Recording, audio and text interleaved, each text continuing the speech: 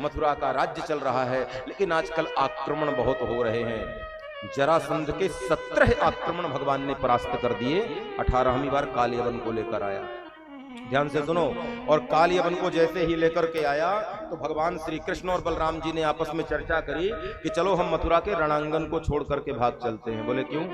कालियवन को मारना नहीं है, दूसरे परिस्थितियों में मारना है, और मथुरा का रणांगन छोड़कर आज भाग जाना चाहिए। बलराम जी ने कहा पागल है गए हो का?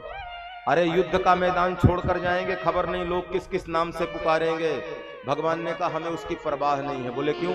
अरे गोपी चोर कहते ही हैं, माखन चोर कहते ही हैं, चीर चोर कहते ही हैं, रण चोर और कहेंगे, इससे ज्यादा क्या होगा। युद्ध का मैदान ही तो छोड़ना है। और युद्ध का मैदान छोड़ करके भगवान प्रवर्षण पर्वत की ओर भागे। और जैसे ही मेरे गोविंद प्रवर्षण पर्वत की ओर भागे तो सुखदेव जी कहते हैं कि मुचुकंद नाम के राजा थे, वो प्रवर्षण पर्वत में भगवान श्री कृष्ण की तपश्चर्या कर रहे थे, भगवान को पाने के लिए तपस्या कर रहे थे। और भगवान जैसे ही गुफा के अंदर घुसे, अपना पीतांबर जो था मुचुकंद जी के ऊपर उठा दिया, पीछे से कालियवन आ गया।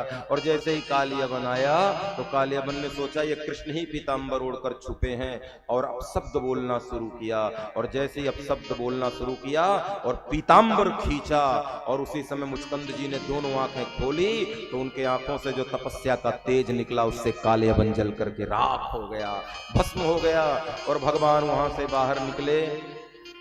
भगवान ने सोचा जिस गांव में, जिस नगर में बार बार आक्रमण हो रहे हैं वहां रहना नहीं चाहिए, इसलिए भगवान ने मथुरा छोड़ने का निर्णय किया।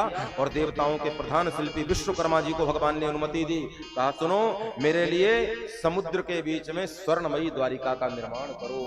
और भगवान की अनुमति पाकर के देवताओं के प्रधान शिल्पी विश्वकर्मा जी ने स्वर्णमयी द्वारिका का निर्माण किया। सोने की द्वारिका रात भर में तैयार हो गई और भगवान द्वारिका के राजा हो गए। बलराम जी की शादी रईवत नाम के राजा की लड़की रेवती जी के साथ संपन्न हो गई। बोलिए रेवती रमण भगवान की।